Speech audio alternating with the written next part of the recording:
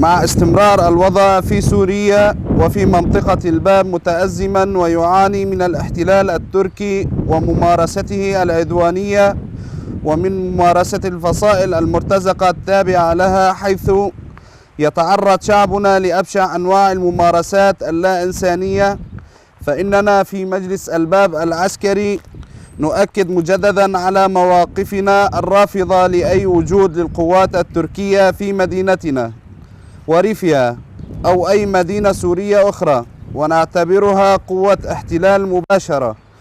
ولعل تجارب العامين من الاحتلال والانتهاكات التي تقوم بها هذه القوات برفقة ميليشياتها والمرتزقة من أعمال اللصوصية والقتل والاعتقالات، فإننا ندين مختلف الانتهاكات التي ترتكبها القوات التركية في مدينة الباب وغيرها. ندعو المجتمع الدولي والدول الفاعلة في الشأن السوري إلى التدخل والضغط على الدولة التركية والانسحاب من الباب والشمال السوري.